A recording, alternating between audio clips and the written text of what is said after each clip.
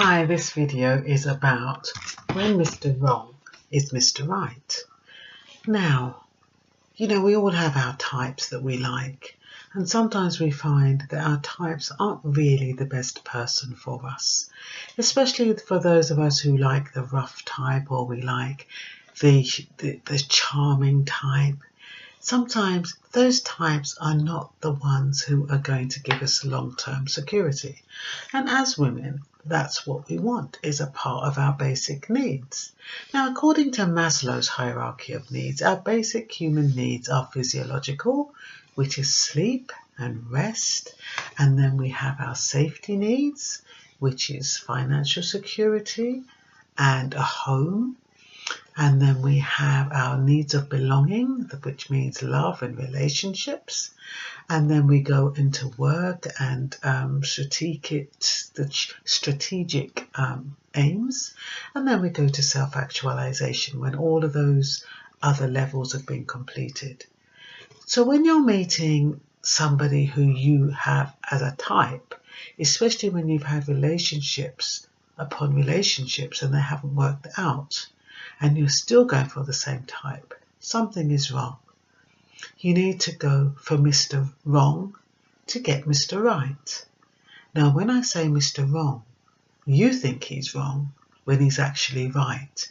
It's usually the type that are a bit more stable, a bit more serious, who are not so fashionable, who are not so with it, who are not so, charismatic. They're usually the type that might, be overly polite and really nice. And you find them boring, or you find them not entertaining. They don't really, there's no chemistry.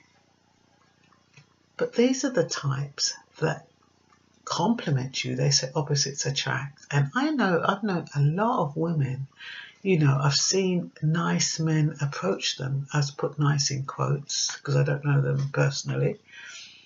And they say, oh no, I don't like him. Look what he's got on. Look at his shoes. He's boring.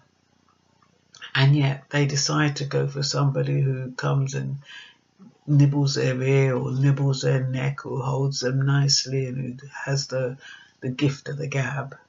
And 2 weeks down the line, or 2 months down the line, the relationship hasn't gone anywhere because what? It's Mr. Wrong, isn't it? Instead of Mr. Right. Who's Mr. Wrong? Anyway, my point is that, when you're going out with people and it's not working, don't keep going for the same type. They say that you attract the same type depending on whether or not you've healed from within. And if you haven't healed from within, you're going to keep attracting the same type, which is not what you want to do.